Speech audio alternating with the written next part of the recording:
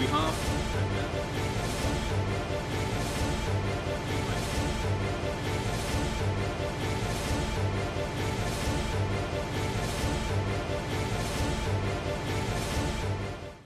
Monsieur le Président de l'Assemblée générale, President of the General Assembly, Monsieur le Secrétaire général de l'Organisation des Secretary Nations General Unies, of the United Nations Organization, Excellences, Mesdames et Messieurs les chefs d'État heads et de of state gouvernement, and of government, Excellences, Excellencies, Mesdames et Messieurs, distinguished delegates,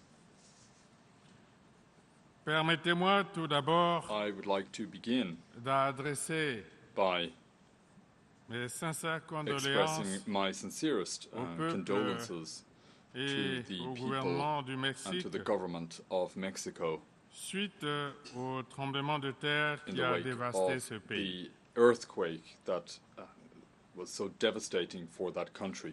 Je voudrais vous adresser au nom de ma On délégation behalf et au of mien my propre, delegation and Monsieur le on my Président, own behalf, Mr. President, I toutes nos sincères would like to express to félicitations you our pour sincerest votre élection congratulations à la upon présidence your election de to la the presidency 72e of session the 72nd ordinaire de session l'Assemblée générale des of Nations the Unies. United Nations General Assembly. De même, j'exprime I toute wish notre also reconnaissance to express my à votre gratitude to prédécesseur, your predecessor, Monsieur Peter Thompson, Mr. Peter Thompson, à qui nous rendrons un vibrant to hommage whom we pay pour le warm travail tribute accompli. for the work he À accomplished. Monsieur Antonio Guterres, secrétaire To général Mr. de l'Organisation des Antonio Nations Unies, Guterres, Secretary General of the United Nations Organization, I wish to reiterate et de my réussite wishes for every success dans l'accomplissement de son mandat. over the course of Je his note term of office. avec intérêt I note la haute with portée great interest de ce the débat général. tremendous ambition underlying En the effet, theme of this general rendre debate. la Indeed, priorité à focusing l'être humain, on people garantir la paix striving for et peace la vie décente and a tous decent life for all sur une on planète a préservée, sustainable planet. tel est énoncé le défi majeur qui commande à nous tous une attitude d'ouverture et de responsabilité. Monsieur le Président, l'humanité est confrontée à de nombreux défis. Le terrorisme élargit chaque jour son champ d'action. Aucun continent n'est à l'abri des violences perpétrées au nom de l'extrémisme et des replis identitaires. La recrudescence des tensions dans la péninsule coréenne pourrait ouvrir la voie à un conflit nucléaire sans commune mesure. La situation en Syrie et en Irak, le conflit israélo-palestinien, la menace nucléaire, les crises en Afrique et dans les autres parties du monde posent ouvertement l'exigence morale et urgente de la paix. La paix, cette valeur sans laquelle rien de constructif et de durable n'est possible, a toujours été notre credo de tous les instants. Chaque fois que les circonstances le permettent, le Congo s'emploie à défendre les idéaux de paix et de justice en Afrique et dans le reste du monde. C'est dans ce cadre que mon pays va accueillir, le 19 octobre 2017, le 7e sommet de la conférence internationale sur la région des Grands Lacs et la réunion de haut niveau du mécanisme de suivi de l'accord cadre pour la paix, la sécurité et la coopération pour la République démocratique du Congo et la région. Ce sommet offrira l'opportunité d'envisager les voies et moyens de règlement des différentes crises en cours dans cette partie de notre continent. Outre la République démocratique du Congo, d'autres pays de la région des Grands Lacs sont confrontés à des crises diverses. Je pense particulièrement à la République centrafricaine, au Burundi et au Soudan du Sud.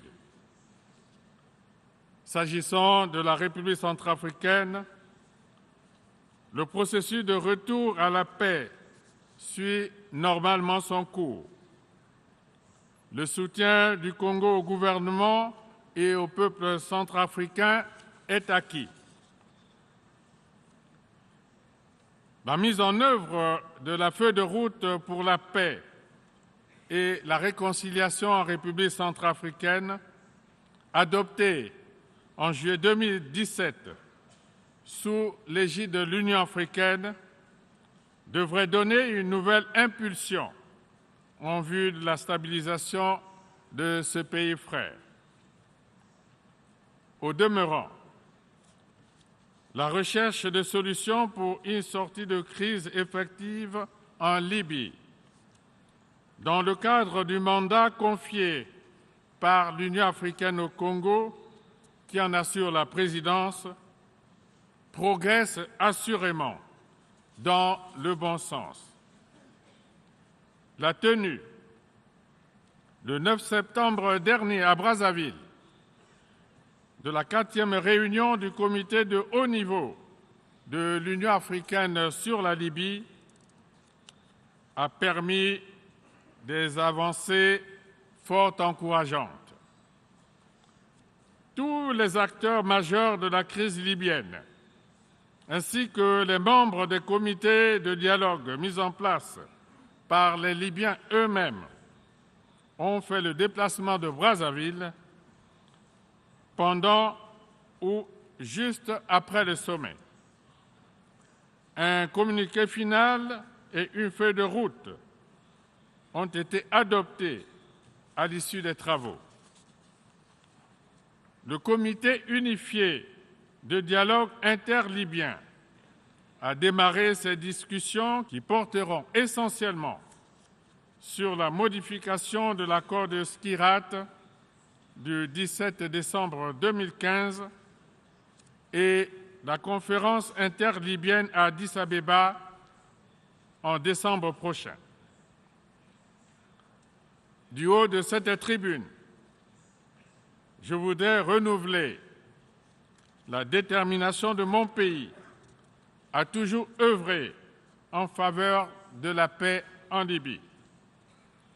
C'est pourquoi j'exhorte la communauté internationale à appuyer les efforts du Congo en faveur de ces initiatives propices à un dénouement heureux de ces différentes crises. Monsieur le Président, à n'en point douter, la pauvreté constituera toujours un défi planétaire durable tant que ne sera brisé le cycle de la dépendance et des contingences dramatiques imposées par l'évolution préoccupante des écosystèmes naturels. En cela, le caractère globalisant et interdépendant de la réponse demeure incontournable. Par-delà nos différences, doivent se retrouver les capacités régulatrices des grandes puissances, en articulation avec la recherche des paradigmes adaptés et des solidarités plus efficaces pour faire avancer les économies en marche vers le développement. L'équilibre du monde est à ce prix.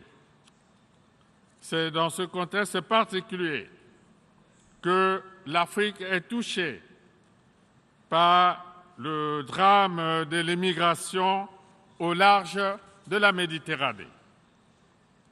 De même, les déplacements forcés des populations vers des espaces plus hospitaliers du fait des changements climatiques donnent la mesure de la détresse des hommes, des femmes et des enfants qui en sont victimes. Nous sommes donc tous interpellés. Il nous faut agir en profondeur, de manière solidaire et dans la compréhension mutuelle, pour contenir ces exodes vers l'incertitude et préserver la vie des milliers d'Africains. Véritable enjeu mondial, le climat a fait l'objet d'échanges promoteurs sur l'avenir lors de la conférence de Paris en 2015. Dans l'urgence, les engagements pris doivent être tenus, comme un retour sur la conscience collective de l'humanité. C'est ici le lieu d'exprimer toute notre compassion et notre solidarité à l'endroit des populations victimes des conséquences néfastes des changements climatiques. Je pense particulièrement aux effets dévastateurs de l'ouragan Irma en Amérique, des inondations et des glissements de terrain en Asie et dans certains pays d'Afrique, plus précisément en Sierra Leone. Convenons, une fois de plus, que la protection de l'environnement est une obligation commune et incontournable. En écho à ce postulat, mon pays a initié le Fonds bleu pour le bassin du Congo, en marge de la 22e conférence des parties à la Convention cadre des Nations unies sur le changement climatique. Le mémorandum d'entente signé en mars dernier à Oyo, au Congo, marque la première étape de sa création.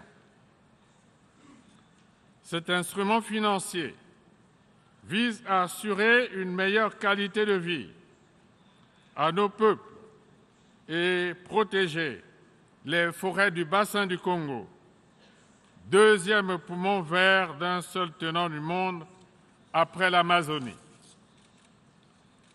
J'invite la communauté internationale à accompagner le Congo dans cette initiative engagée pour préserver toute notre planète du réchauffement climatique. Monsieur le Président, la vie décente pour tous, c'est aussi permettre à nos populations de bénéficier d'un état de santé de qualité.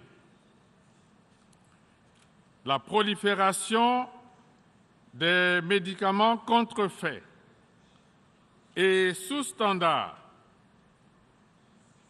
constitue de plus en plus une menace sérieuse et tentaculaire pour le monde, particulièrement pour les pays en développement.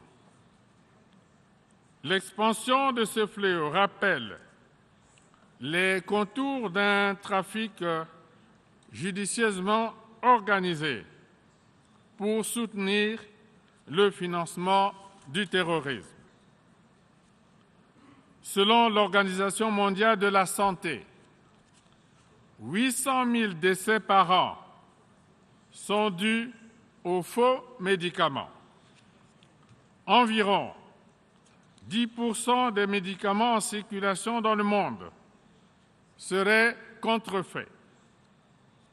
En Afrique et dans les pays du Sud en général, ce chiffre atteindrait 40%, voire 60% dans certaines régions. En plus des efforts consentis par l'Organisation mondiale de la santé, il convient d'entreprendre des actions d'envergure au niveau de l'Assemblée générale des Nations unies en vue de définir une stratégie globale de lutte contre ce péril. Le plaidoyer en cette matière porte sur la mobilisation constante de tous les pays, notamment à travers une attention soutenue des allocations financières substantielles. Pour notre part, mon pays s'est engagé dans ce combat en collaboration avec la Fondation Brazzaville pour la paix et la préservation de l'environnement. Monsieur le Président, la République du Congo traverse une étape marquée par un contexte socio-économique préoccupant dû à la chute drastique des cours pétroliers. Des ajustements budgétaires sont désormais envisagés avec l'appui des institutions financières internationales. En dépit de cette conjoncture morose, le Congo poursuit sa marche résolue vers la consolidation de la démocratie. Plus que jamais, les vertus du dialogue constructif sont mises à contribution. L'armature institutionnelle a été mise en place à l'issue des élections présidentielles, législatives, locales et sénatoriales. Les forces vives de la nation exercent leurs prérogatives en toute liberté.